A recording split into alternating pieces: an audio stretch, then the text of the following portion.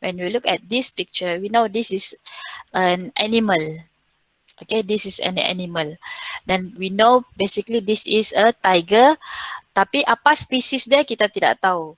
Tapi daripada nama ni kita tahu lah ini adalah spesies Tigris jacksoni. Tigris jacksoni. Kenapa teacher tidak mention spesies dia adalah Panthera? Sebab Panthera ni nanti kita akan tengok.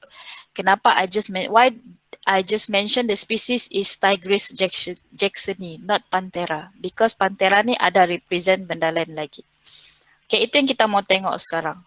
Okay, now before that, naming tadi tu, nama tadi tu, macam mana orang boleh keluar dengan satu nama yang begitu cantik tu, Panthera, Tigris jacksoni. Dia ada sistem. It starts with this taxonomic classification system.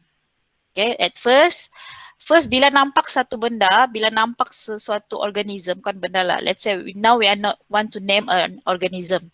When we find an organism, first we must classify.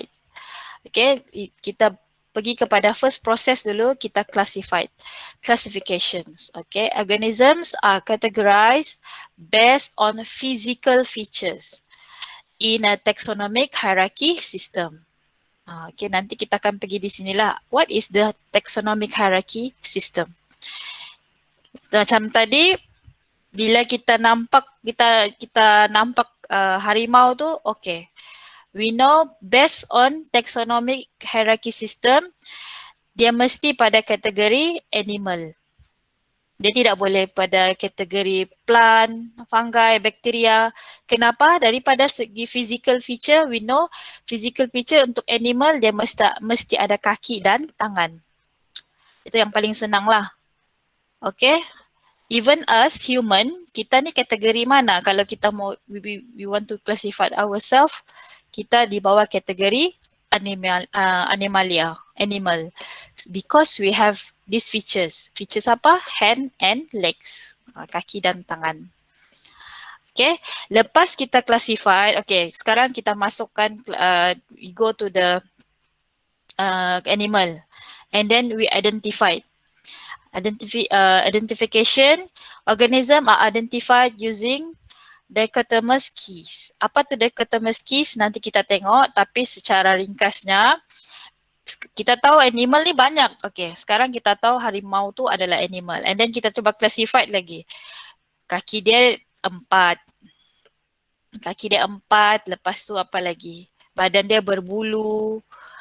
Telinga dia macam mana? Dia adalah haiwan yang berekor. Okay, macam tu. So ada haiwan yang kaki dia 8. Kan? Ada haiwan yang kaki dia 2. So itu yang kita kasih beza-beza. Right? And then lepas kita sudah bezakan dia, and then we name the organisms. Organisms are named using binomial nomenclature systems. So this is the sequence to name the an organism. Dia mesti pergi pada classify dulu, identification dulu, and then naming. And then each of that process, dia ada tools dia masing-masing. Okay, masing-masing. Classification, kita gunakan tools ini, taxonomic hierarchy system. Kalau kita mau identify pula, kita gunakan tools dichotomous keys. Kalau mau naming pula, kita gunakan tools binomial nomenclature system. Okay? Boleh clear yang itu? Boleh kelas? Okay. Okay. Alright. Okay, sebelum kita pergi naming, ada beberapa terms yang kamu kena tahu dulu. A few terms that you need to know. Okay. First is prokaryote. Okay, prokaryote. Prokaryote tu apa? Sebab nanti bila kita pergi kepada each of that system, each of that domain atau kingdom, kita akan nampak istilah-istilah ni. Jadi kamu kena tahu istilah ni dululah. Alright. Prokaryote. Prokaryot, ini adalah istilah dia, okay? Tapi teacher mau tengok terus, okay? Pro ni, bahasa-bahasa atau terms in biology, they usually been taken from Greek word, bahasa Greek. Okay, jadi apabila kamu nampak satu istilah kamu tidak tahu and you know that it's not from English word, try to refer it in a Greek word. Sekarang ni lagi senang, so ada Google kan? Okay, pro ni means before. Before. Karyots mean nuts. Nuts apa? Kacang. Kacang. Apa kaitannya ni prokaryotes? Meaning that bila suatu organism tu we call it as this is an prokaryote organism. Maksudnya dia mau gambarkan karyot tu maksudnya nut kan? Kacang. Tapi pro ni before. Maksudnya ya kacang ni kita tahu dia ada kulit kacang. Betul? Kita tahu dia ada kulit kacang. Tapi prokaryot maksudnya kacang yang tiada kulit. Kacang yang tiada kulit. Okay. Jadi, prokaryote actually it's one to define as a type of cell which lack of membrane bound nucleus. Maksudnya nucleus dia tu tiada membrane. Let's say this is a nucleus and this is and then ada membrane. Okay, this is eukaryote. Nah, ini nanti eukaryote. Tapi yang ini sekarang prokaryote. Maksudnya before kan dia tiada membrane. Sebab itu kalau teacher suka tengok apa maksud perkataan dalam Greek ni. Jadi kita boleh imagine. Okay, tapi tu as a written definition, a type of cell which lack of membrane bound nucleus. Dia bukan tiada nucleus, dia ada nucleus tapi dia tiada membrane bound. And then lack of organelle. Okay?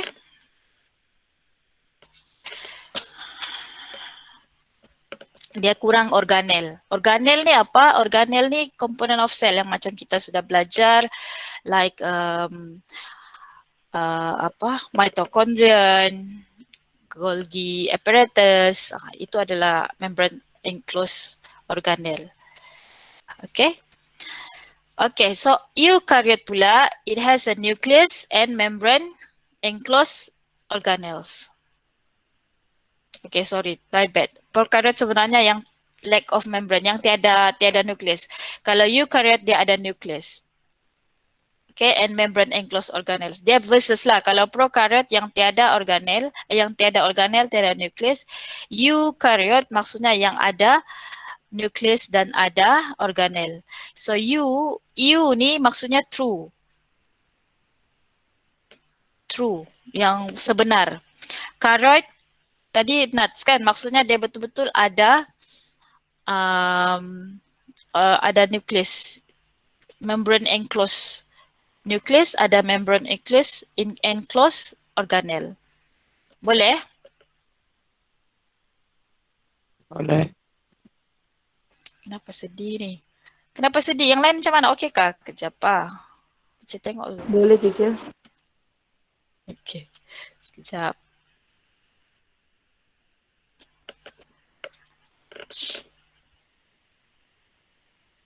Okay. So unicellular of course it's just composed of one single cell. Dia tiada sel lain, dia tiada sel darah, dia tiada sel saraf and all that. Unicellular. Okay, lepas tu term seterusnya multicellular. Sekejap. Macam ada orang masuk. Okay.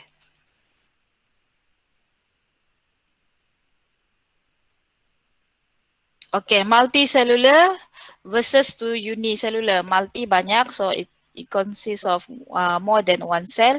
Heterotroph. Heterotroph, ini pun sebenarnya kita sudah pernah belajar. Troph maksudnya makan. Hetero means others. So, ini adalah these two, heterotroph dengan autotroph ni, this is type of nutrition. Nutrition tu apa? Nutrition is a way of organism to gain its nutrient. Cara organism tu mendapatkan nutrient macam mana? Okay, nutrient ni apa? Nutrient ni of course lah makanan kan, and the minerals and all that. Jadi kalau kita cakap the organism is heterotroph, meaning that it obtains its food by eating other organism. Okay, troph, eating, hetero ni others, maksudnya dia makan benda lain untuk dapat nutrient. Autotroph pula, jadi autotroph maksudnya dia lebih kepada plants lah, sebab auto ni sendiri.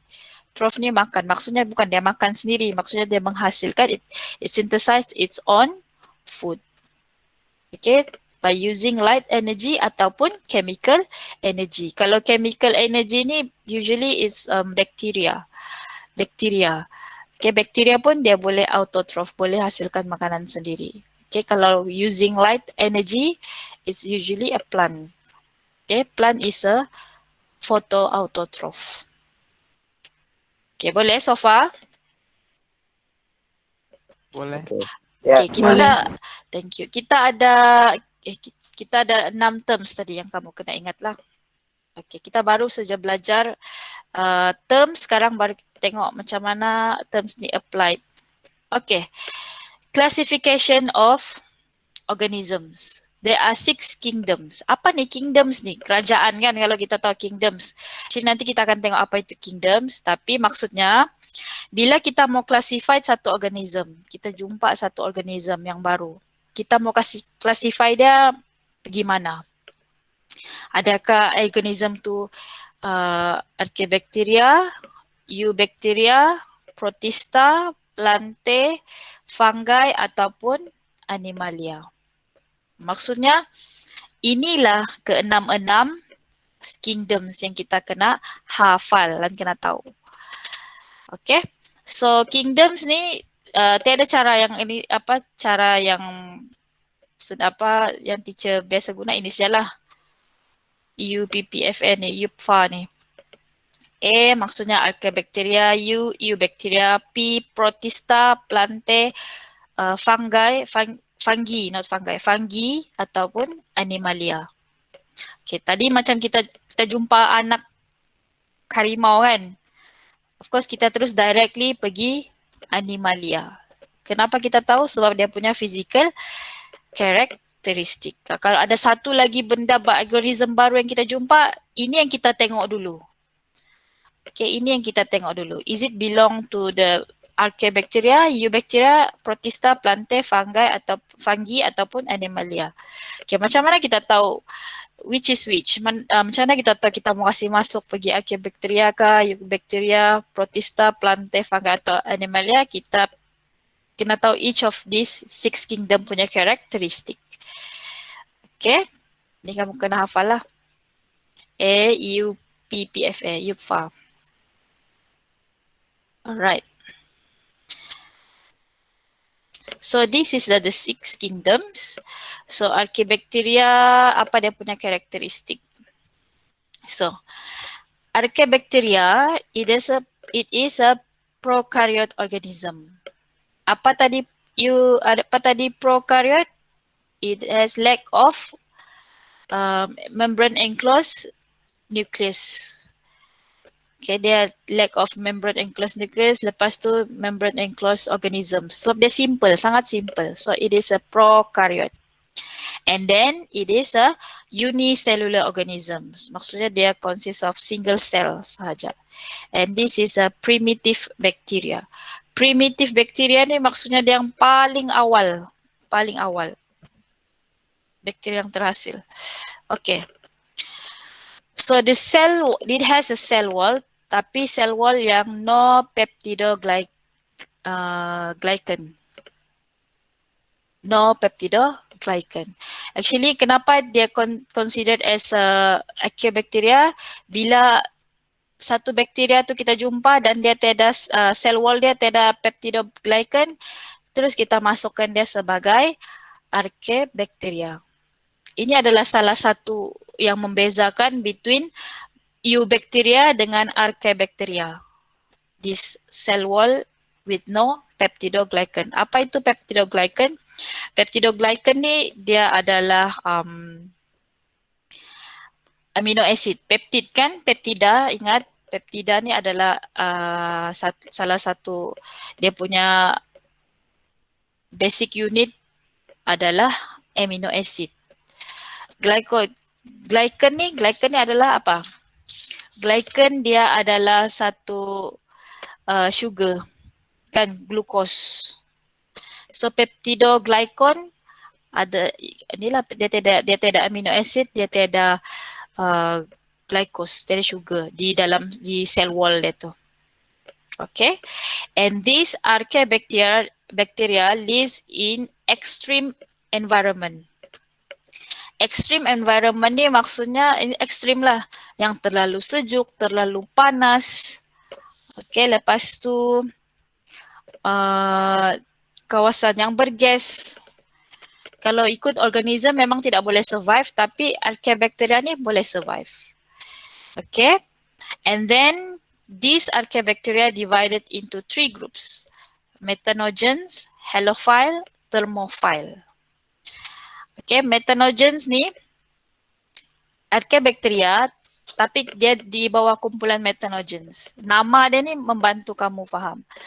Okay, sebab these bacteria, kenapa dia panggil methanogens? Sebab dia menghasilkan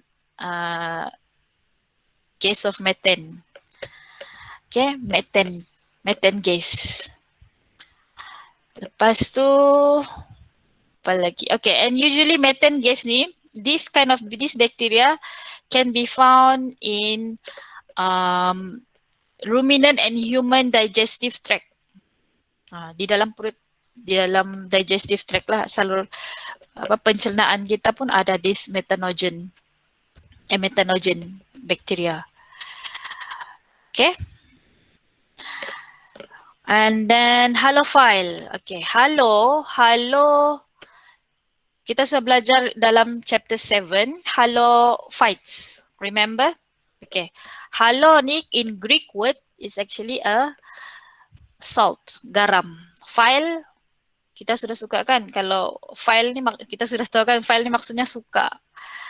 Okay, halophile. So maksudnya kalau archaebacteria kategori ataupun grup halophile, maksudnya yang tinggal di kawasan tinggi, it lives in a high salt concentration. For example, in the Dead Sea. Dead Sea, Laut Mati. Laut Mati itu ada banyak this archaebacteria. Alright. And then the last one, thermophile. Thermo, suhu, phile, suka. Maksudnya dia boleh, it can live in a high temperature environment. Suhu yang sangat tinggi. Okay, up to 60 to 80 degrees Celsius. Sangat panas. Lagipun kalau macam kita sekarang ni musim panas kan? Bukan musim lah, I mean the climate now is it's a hot temperature yang paling tinggi hari ni, tidak pasti berapa, tapi 32, 33 pun sangat panas. Tapi this kind of bacteria, archaebacteria, which thermophile archaebacteria, it can stand to from 60 to 80 degrees Celsius. Sangat panas. Okay, so this archaebacteria can be found in hot spring and acidic location. Sebenarnya menarik gambar dia ni, nanti kamu boleh cari gambar dia. Sebab kenapa dia colorful. This kind of bacteria, dia colorful. Okay, examples of this archaebacteria is Sulfolobus sp. Sp ni apa? Species. This archaebacteria is a sulfur oxidizing bacteria and Halobacterium salinarum. So maksudnya Halobacterium salinarum ni dia adalah kategori halophile. Okay, next. Lepas archaebacteria, kita tengok eubacteria. Okay, again, eubacteria, dia sama juga, dia masih lagi prokaryotes. Prokaryotes. Lack of nucleus and organelles. Okay, and it's a unicellular organism and usually form colonies. Kolonis. Kolonis ni dalam bahasa Melayu pun masih panggil koloni juga. Maksudnya bila dia tumbuh tu dia akan setompok-tompok. Kalau kamu tengok roti yang usually expired bread kan, ada tompok-tompok hitam, biru-biru ataupun orange-orange color. That is a bacteria. Dia akan tumbuh banyak. So that is a colony. Jadi eubacteria ni bila dia hidup dia biasa membentuk, it will form a colony. Okay, and then sebab itu teacher beritahu tadi beza eubacteria dengan archaebacteria is this. The cell wall has a peptidoglycan. Peptidoglycan. Okay. And then the cytoplasm of eubacteria contains ribosome and plasmid but has none of the membrane enclosed organelles. Sebab dia prokaryote kan, dia tidak organelles. Tapi dia ada ribosome dengan plasmid. Okay, plasmid ni apa? Plasmid ni one of the components lah. Nanti kita akan tengok lebih detail. Okay, one of the components in the bacteria. Okay. So, sama juga macam archaebacteria, eubacteria pun dia ada groups, tapi kalau archaebacteria tadi, it been divided to groups according to where did it live, the habitats of the archaebacteria. But for eubacteria, it's divided into group according to their shapes. Okay, there are many shapes actually, but I listed only 3, which is Coccus, Bacillus, Spirillum. Vibrio pun ada contoh lah juga. Okay, Coccus ni maksudnya kalau dia bilang Coccus bacteria, dia adalah bakteria yang berbentuk bulat, circle, sphere macam tu. Bacillus dia berbentuk rod. Rod ni macam bateri. Bukan bateri jam, bateri yang energizer semua tu. Bateri yang begitu. Bacillus. Spirillum ni macam spaghetti lah. Dia ada Maggi sikit. Right? So, bila kita tengok nama dia, naming, examples, Streptococcus pneumonia. Maksudnya, dia bakteria yang berbentuk coccus, bentuk bulat. Pneumonia ni dia biasanya dalam pernafasan kan. Okay. Vibrio. Vibrio ni adalah shapes juga, bentuk vibrio. Bentuk vibrio ni dia macam ada ekor-ekor. Okay. Kolera. Kolera ni adalah salah satu. So this bacteria, Vibrio cholera ni adalah yang menyebabkan penyakit yang ada dalam air. Dia boleh menyebabkan cerit-birit. Okay. So far so good? Yes. Good. Okay, apa beza eubacteria dengan archaebacteria? Archaebacteria dia ancient bacteria. Kalau pasti eubacteria dia boleh ada koloni. Okay, boleh diterima lah. Okay, thank you Syarul. Syarul represent semua satu kelas lah. Okay, now Protista. Protista masih lagi prokaryote organisms. Okay, so far bila kita tengok bila kita tengok tadi 3 sudah termasuk Protista, masih lagi prokaryotes. So it can either be unicellular atau multicellular organisms. Kalau tadi both bacteria mesti unicellular, tapi Protista it can be unicellular ataupun multicellular. It either can be heterotroph ataupun autotroph ataupun dua-dua. Maksudnya in single organism it can do both. Dia boleh buat makanan sendiri atau dia boleh makan organism lain. Okay, so but this Protista, even though it's a multicellular organism, it can only have a simple cell organizations. Okay, it contain a nucleus that bound by nuclear membrane.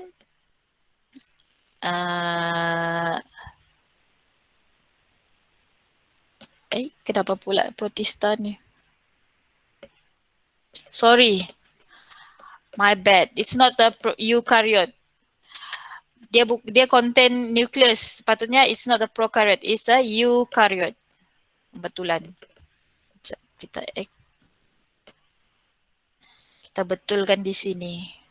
Okay, sebab dia punya dia punya penjelasan di sini, it contain a nucleus. So supposedly it should be eukaryoid. Itu pentingnya kamu tahu maksud eukaryoid dengan prokaryoid. Okay. So again, contain a nucleus that bound by nuclear membrane as well as other membrane bound organelles. Okay. Dan divided into 3 groups, protozoa, algae, and slime or mold. Okay, so di sinilah yang biasanya kita belajar tentang apa nama dia ni, unicellular kan, amoeba, euglena, paramecium, it's under protozoa. So kalau kamu nampak dia macam divided, banyak branches sudah. Protista dia ada 3. Protozoa, algae, slime mold. Lepas tu protozoa tu ada branches. This is not branches lah. Ini adalah examples dia. Sebab ada yang selalu confused. Give one examples of name apa dia letak protozoa species. Salah. Protozoa ni adalah groups, nama kumpulan. Species tu adalah organism. Protozoa bukannya organism. Dia hanyalah represent nama kumpulan, okay? Euglena, amoeba, paramecium. Kalau algae pula, Chlamydomonas, Spirogyra. Lepas tu slime mold, Physarum, Polycephalum. Okay, ni kamu boleh tengok dalam gambar dia ada dalam apa nama dia ni, dalam buku teks. Okay? Okay, kelas? Fungi. Okay, fungi. Fungi ni kalau kita tengok gambar dia di sini, dia adalah fungi. Kalau dalam American, fungi. Kalau British, fungi. So fungi is a prokaryote organisms. Again, not prokaryote. Kenapa salah ni? Because I duplicate. It's not the fungi. Ini adalah U. Okay. Fungi is a eukaryote organisms. It can be unicellular ataupun multicellular, and they are heterotroph. So for heterotroph, macam mana cara dia adalah saprophyte ataupun parasites. Okay, saprophytes ni dia makan pada dead organism kan. Kalau parasit ni, it lives on the host. Dia mesti ada host perumah. Okay, and then the cell wall made up of chitin. And the body is made up of a thread-like network of hyphae called mycelium. Okay, untuk imagine apa ini hyphae mycelium ni, kalau kamu pernah makan mushroom yang putih itu pun paling simple lah, yang putih yang ada kena jual di pasaraya tu. Dia punya thread-like, dia macam bebenang. Okay, sebelum dimasak lah kamu tengok, dia ada bebenang. Okay, ini adalah dia punya topi tu, and then ini adalah body dia. So ini yang ada kita panggil mycelium. Okay, so dia panjang macam ni. Alright.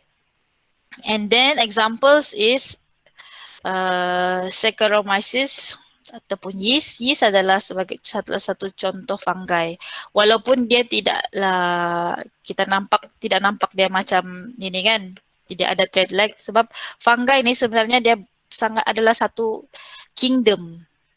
Ini adalah salah satu contoh yang sedikit saja. Sebenarnya ada banyak contoh lagi, tapi ini yang paling kita sering nampak lah, yeast and mushroom. Okay. Sebab itu dia represent nama tu kingdom. Kingdom ni kita imagine dia sangat besar. Sangat besar, dan di bawah kingdom tu ada banyak pecahan-pecahan lagi. Okay, next Plantae. So Plantae again, it's a eukaryote organism. It's a multicellular. It's a photoautotroph. So it can undergo sexual and asexual reproduction. Ini kita sudah belajar sebelum ni, Plantae ni kan. Lepas tu kita sudah belajar yang ini, sexual reproduction in plants. macam mana. Kita review sedikit. Kita tengok, kita ingat balik di mana dia mesti ada pollination, fertilization, dia ada double fertilization. Lepas tu lepas double fertilization dia ada development of seeds and fruits. So kamu kena kait balik apa yang kamu sudah pernah belajar sebelum ni. Okay, so examples of plantae, ferns, seedless plants, ferns dan juga plants with seeds, which is a flowering plants. Okay, plantae. Dia bukan plant lah, plantae je. Okay, and then the last one, Animalia. Okay, Animalia, of course, it's a eukaryotes, multicellular, heterotroph. We know animals cannot make their own food, and then most animals reproduce sexually. Maksudnya mesti ada male, mesti ada female. Kalau sebab kenapa dia bilang most bukannya semua, sebab starfish ni dia membahagi dia reproduce kan. Kalau starfish tu dia pecah 5, lepas tu dia akan tumbuh secara mitosis. Itu cara dia reproduce. Okay. So sebab itu kenapa dia bilang most animals, bukannya semua. Alright. Examples of Animalia, invertebrate dengan vertebrate. So maksudnya in the animal itself ada pecahan lagi. Invertebrates maksudnya tiada tulang belakang, vertebrates yang ada tulang belakang. Okay. So before we go to taxonomy hierarchy, ada berapa kingdoms tadi yang kita belajar? 6. 6. The first one? Archaea Archaebacteria. Lepas tu? Eubacteria. So sorry, my bad tadi 2 ni sahaja yang actually prokaryotes. Lepas tu the other 4, Protista, Fungi, Plantae dan Animalia. Yes. Okay. So kamu perasan each of the slide kita bincang what kind of animal is that? Animal pula. What kind of organism? Maksudnya is it prokaryote ataupun eukaryote? Lepas tu kita tengok it's either unicellular ke atau multicellular. Lepas tu kita tengok dia punya nutrition, types of nutrition. Types of nutrition, is it autotroph ke atau heterotroph? Tadi kan? Okay. So move on to the next one. Kita sudah tahu sebenarnya kita pergi kepada classification of organisms. Kejap Ingat pada the first, remember this. So slide. Okay. Remember this one. Classification. So first thing bila kita ada satu organism tu, kita paling utama kita refer dia kategori kingdom mana dulu. Sebab itu kenapa awal-awal kita belajar tentang kingdom dulu. Okay, so kita ada 6 kingdom tu tadi. Alright. Jadi kita pergi, bila kita sudah tahu dia kingdom mana, barulah kita pergi kepada taxonomy hierarchy. Again, taxonomy is a science of naming, describing, and classifying organisms, include all plants, animals, and microorganisms. Okay. So what is taxonomy? Taxonomy itu tadi itulah yang teacher bagi tahu. Lepas tu dia ada satu sistem. Okay, Linnaeus hierarchy system. Linnaeus ni sebenarnya nama orang, nama saintis, nama botanis. Okay, daripada Sweden kalau tidak silap. Ini nama orang sebenarnya. Dan dia lah yang cipta sistem hierarchy system ni. Okay, hierarchy ni maksudnya ranking lah, grading. Dia ada paling atas, paling bawah. Itu maksudnya hierarchy. Okay, jadi this botanis, bila teacher cakap botanis maksudnya dia plant kan. Dia gunakan sistem ni untuk namakan spesies plant sebenarnya. Tapi dia diterima pakai di seluruh dunia lah sekarang. The whole world is using this system that been being developed by this scientist named as Linnaeus. Linnaeus ni dia diletak nama dia lah sebagai penghargaan. Okay, Linnaeus hierarchy system. So naming taxonomy hierarchy system using this system, Linnaeus hierarchy system. Okay, apa yang si Linnaeus ni buat? Okay, tengok di sini. Dia pecahkan hierarki tu, teacher beritahu tadi dia ada hierarki kan? Dia ada berapa hierarki teacher tak ingat. Dia start dari domain, kingdom. Lepas kingdom turun lagi phylum. Lepas phylum turun lagi. Jadi semakin menurun lah. Kejap. Dia akan turun downwards macam ni. So maksudnya yang paling atas tu adalah yang paling besar. So dia akan turun. Okay, domain, kingdom, phylum. Lepas tu turun lagi ada class. Turun lagi order. Turun lagi family. Turun lagi genus. Dan last sekali species. Okay. So this is the hierarchy system. Maksudnya bila kita pergi bila kita dapat suatu sistem ni, bila kita dapat satu organism ni, okay, kita mau kasih nama dia kan. Awal-awal kita akan pergi kepada domain sebenarnya. Domain ni ada dua saja. It's either you ataupun eukaryotes ataupun prokaryotes. Okay, teacher tidak dapat tulis laju-laju. So, domain ni dia ada dua saja. Okay, bila kita dapat satu organism, kita tengok domain dia. Dia ada nukleus ke tidak ada nukleus? Kalau ada, okay, so domain dia sekarang eukaryotes. Lepas tu kita pergi kingdom pula. Kingdom ni antara tadi kan ada 6. Yang ada eupha tu. Archaebacteria, eubacteria, protista, plantae, fungi, animalia. Di mana kingdom yang sesuai? Lepas tu, let's say kita tadi pergi animalia. Lepas tu pergi phylum pula. Phylum kategori apa? Kelas kategori apa? Kita tidak pergi detail yang itulah. Kalau kamu belajar betul-betul taksonomi, dia ada banyak pecahan lagi. Tapi kita belajar 6 kingdom sahaja. Lepas tu down to class, order, family, genus dan akhir sekali barulah kita dapat nama spesies dia. So tujuan kita buat ni kita mau kasih nama spesies dia kan. We want to categorize and we want to naming the organisms. Okay? Cara mau ingat, ini sebenarnya kamu perlu ingat juga. Cara mau ingat ialah ni. Kejap padam dulu.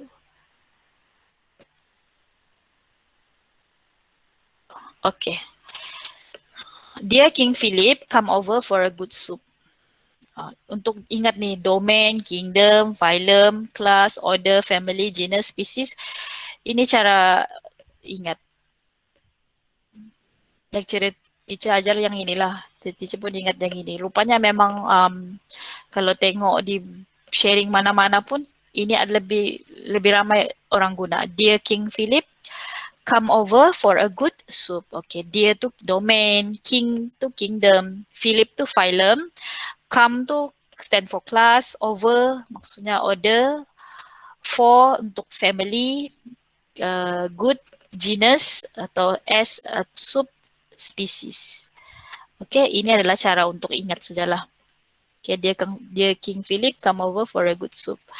So nanti bila kamu explain, kamu janganlah guna pula dia King Philip, itu hanya untuk kamu ingat. Okay, gunakan domain, kingdom, phylum, class, order, family, genus, and species.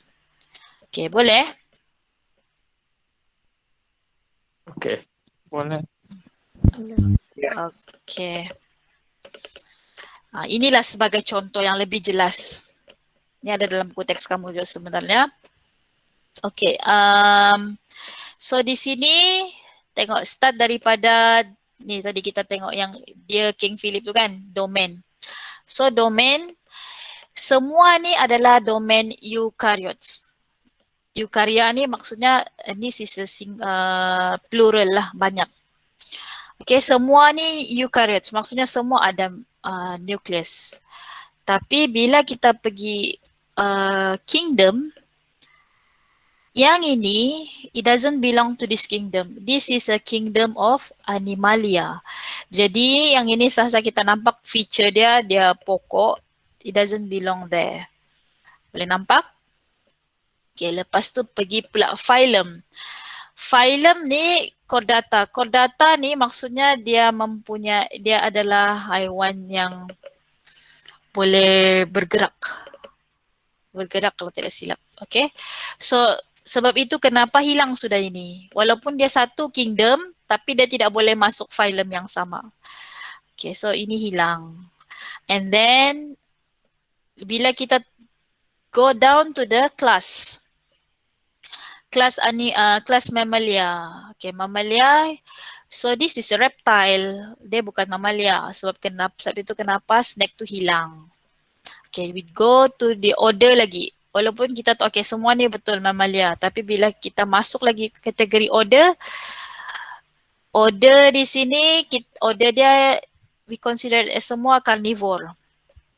Yang makan haiwan lain kan. Tapi yang ini dia bukan carnivore. Dia adalah herbivore. Dia makan kacang kan. Jadi dia tidak kategori di sini. Dia keluar. So kita pergi down to family. Sekarang family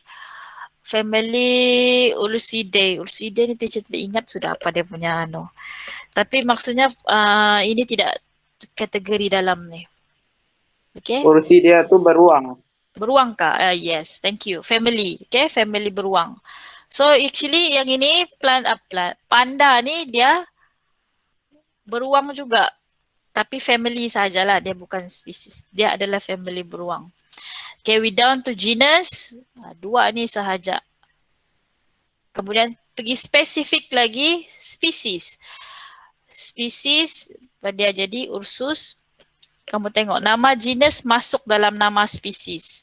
Semasa kita mau namakan spesies, kita gunakan nama genus dia. Mesti ada. Ursus arctos. Untuk spesies beruang ini. So itulah kegunaan Linus hierarchical system. Dia start dari domain, kingdom, phylum, class, order, family, genus and species. Okay. Boleh? Boleh. Okay. Lah. Seterusnya. Tadi kita tengok kita sudah tahu macam mana mau categorize dia kan. Sekarang macam mana mau put the name. Binomial nomenclature. Binomial maksudnya ada dua. Kalau nama spesies tu dia mesti sekurang-kurangnya dua. Okay, it's actually how do you write the scientific name of organisms. Okay, by using atau referring Linus binomial system. Again, orang yang sama lah nih. Si Linus nih. Tadi dia buat sudah taxonomy system atau hierarchical system. Sekarang dia of course lah bila dia sudah dia buat hierarchy tu dia buat juga pada masa yang sama dia buat juga nomenclature system kan. Jadi saintis seluruh dunia guna kaedah yang sama digunakan oleh Linus ini. Okay. This is taken from your textbook. So first, each scientific name consists of two words. Okay, the first word is the name of the genus. The second word is the species. So inilah kita akan nampak Alcedo Atys. So Alcedo is a genus. Species name Atys. So bila kita gabung, dah jadilah Alcedo Atys. Okay, the first letter of the genus is capitalized. Dia mesti huruf besar, tapi kalau spesies dia huruf kecil. Okay, kamu tengok sini. First word untuk genus sahaja yang huruf besar, tapi first word untuk spesies kecil. Okay, all the scientific names must be printed in italic. Kalau guna kalkulator pula. Kalau guna komputer lah. Tapi kalau tulis tangan, kita tidak boleh kasih italic kan. Walaupun kita try to sangat, tapi untuk lebih spesifik kita akan garis, underline. Tapi underline separately. So bila kita nampak ni secara handwritten, this is represent a scientific name.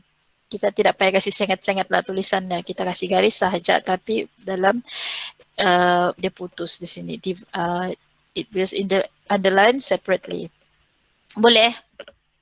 Macam slow suara teacher. Yes. Okay, so ada lagi banyak contoh dalam buku teks kamu. Nanti kamu boleh tengok lah. Okay. So another tools untuk to categorize these organisms, ada satu lagi, we call it dichotomous key. Okay, dichotomous key. This is the other tools used by taxonomists. Taxonomist ni is the scientist that specifically kerja dia memang dia kasih identify organism saja. Tapi dia identify tu dia guna lah tadi, either dia mau guna Linus hierarchical system, lepas tu dia ataupun dia guna this dichotomous key. Okay, what is dichotomous key? Kita tengok contoh terus, lagi senang. For example, kita jumpa satu organism. Kita refer yang sebelah kiri ini dulu. Jangan kamu tengok yang ini terus. Kita tengok sebelah kiri dulu. Is it animals? Is it plants? Okay, kalau animal yes, pergi go to 2. Okay, pergilah dekat 2 di sini. Mana saya punya pointer? Sekejap ah. Okay, is it animals? Kalau animals yes, go to 2. Pergilah go to 2. Okay, tanya lagi. Kalau animals legs atau no legs? Yes, ada legs. Okay, kalau ada legs, go to 3. Pergi lagi 3. 3 pair of legs ataupun more than 3 pairs. Kalau dia cakap more than 3 pairs, it's a spider. Tapi kalau 3 pairs of legs, go to 4 lagi. Ada wings, tiada wings, macam tu. Okay, so this is a dichotomous key. Okay, dichotomous key. Dia lebih teratur lah kita tengok. So bila kita jumpa tu, kita tengok satu-satu dulu. Jangan kita macam mau tengok apa, dia tengok dia ada wing dulu kah, tengok dia ada kaki dulu kah, mana satu yang kita mau tengok dulu. So ini lebih teratur. So kita pergi refer pada dichotomous key. So kita tengoklah, okay sekarang pergi tengok animal. Animal tu kaki ke tidak, berapa pasang kaki, berapa pasang animal. So dia lebih,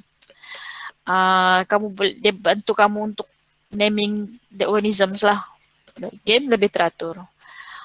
Boleh? Sama juga macam kalau plant. Okay, plant. Okay, I found a plant. I know this is a plant. And then, tapi apa nama plant tu kita tak tahu, kita go to 6. Go to 6. Ada seeds atau tidak seeds? Okay, so ada seeds. Kalau ada seeds, go to 7. Is it flowering or non-flowering? This is the flowering. Okay, so it is a hibiscus. Ini sebagai contoh lah. Sebagai contoh. Dia tidak semestinya asal kamu jumpa flowering plant saja dia jadi hibiscus. This is examples, contoh. Okay. Nanti sebenarnya kalau flowering plant ni kita tengok lagi, dia ada banyak lagi kategori. Flowering plant ni jenis daun dia macam mana, jenis bunga dia macam mana sebenarnya. This is just a sample. Okay. Ada satu lagi jenis dichotomous key macam ni. Okay, this is, we call it as a spider dichotomous key. Bukannya tentang spider tapi bentuk dia tu macam spider lah. Dia besar, lepas tu ada banyak kaki-kaki dah. So itu dia panggil spider dichotomous key. Again, kalau kita jumpa organism, kita tengok, is it animals or is it plants? Or it's animal. Kalau animal, ada kaki ke tidak kaki? Okay, kalau tidak kaki, tengok di sini. Ada shell ke tidak shell? Cengkerang kan? Okay, so is it shell? It's a earthworm. Kalau ada shell, it's a snail. Macam itulah. Boleh kelas? Okay. Okay. Ya. Okay, so sebab kenapa perlu buat dichotomous key ni? Supaya dia tidak overlapping. Dia tidak macam, dia ada kaki tapi, dia tidak kaki tapi dia ada wing. Tidak, dia tidak akan macam tu. Dia tidak akan overlapping. Okay. Melainkan kalau betul lah ada satu spesies baru yang kamu jumpa, terpaksalah kita kasih branch out. Okay, tidak legs tapi ada wing di sini. Tapi so far tidak macam dia. Tidak akan overlapping macam has legs pun ada wings, kalau not legs pun ada wings. Nah, sini wings. Okay, dia tidak overlapping. So dia nampak crystal clear. Kita boleh nampak division dia tu, pembahagian dia tu sangat clear. Dia terpecah-pecah-pecah macam ni. Okay, dia tidak macam tiba-tiba pula ada lagi satu anak panah menghala sini. Has wings lah apalah. Tidak. Okay. Satu lagi, forgot to mention about the naming. Naming tadi. Scientific name, kita balik pada scientific name tadi. Okay, scientific name, it's been used worldwide. Di mana-mana kita pergi pun, kita akan gunakan naming yang sama. Cuma yang berbeza ialah common name. Okay, common name ni kalau even di Sabah, Sarawak dengan Semenanjung pun common name ni berbeza. Maksudnya nama ikan lah paling senang. Kalau di sini kita panggil dia ikan apa yang adalah kalau kamu perasan kalau di Semenanjung orang bilang tiada ikan tu padahal ada aja pun nama ikan karok ke apaan. Nama itu nama common di sini tapi bila di Semenanjung tiada pun ikan tu tiada di sini padahal ada cuma nama dia lain. Common name sahaja berbeza tapi when we go to the scientific name it's still been used worldwide. Mana-mana pun dia punya scientific name it doesn't change. Mesti sama.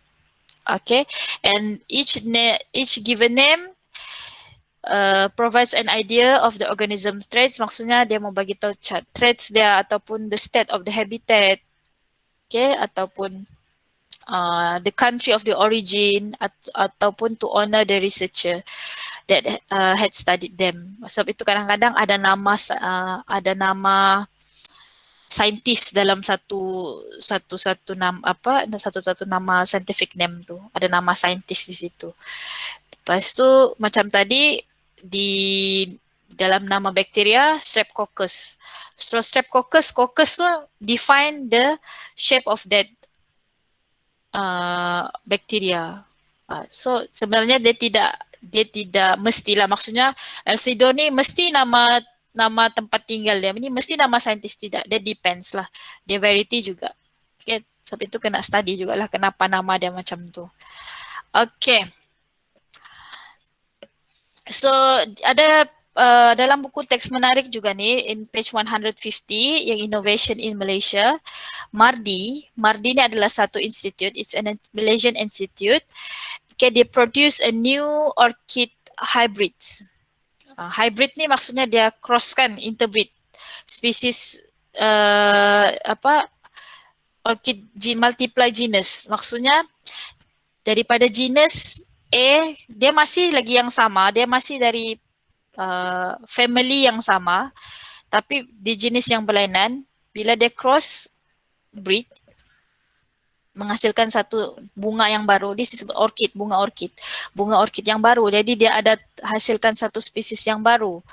Jadi this actually spesies tu dinamakan sebagai Dendrobium maharia. Tapi rename Dendrobium datins regen. Dia tukar nama pula. Okay, sebab name after the late of wife of Prime Minister Tun Abdullah kan, Abdullah Haji Ahmad Badawi. Dia bekas isteri Perdana Menteri dulu, Tun Abdullah. Jadi itulah dia naming ni pun boleh diubah-ubah lah. Tapi ini adalah untuk bukan sekitar ubah, dia kena register juga tu, ada prosedur dia, bukan kamu saja-saja ubah, dia ada prosedur register sebab ini kan worldwide. Kalau kita saja ubah di sini, kita saja yang tahu, tapi yang dunia luar tidak tahu. Dia kena ada prosedur dia. Okay? Alright. So summary, sorry, extend 8 minit sudah. The first summary, we had learned about the Six Kingdom. Okay, Six Kingdom. And then Six Kingdom tadi itulah yang IUPFA tu. Kemudian taxonomy hierarchy system. Kita sudah belajar tentang taxonomy. Yang ini pula sama juga yang pasal King Philip. Dear King Philip, come over for a good soup. Lepas tu binomial nomenclature, kita sudah belajar cara naming organism. Binomial maksudnya mesti ada dua nama, iaitu nama yang pertama daripada genus, nama yang kedua daripada spesies itu sendiri, dan mesti italic kalau printed. Kalau handwritten mesti digaris. Okay, dichotomous key itu pula dia adalah to find the similarities and the differences. Okay, dia ada key dah. Okay, kita ingat saja branches tadi tu. Spider dichotomous key tu dia ada pecahan-pecahan tu kan. Okay. Itu sahaja untuk hari ini. Itu untuk slide teacher lah, tapi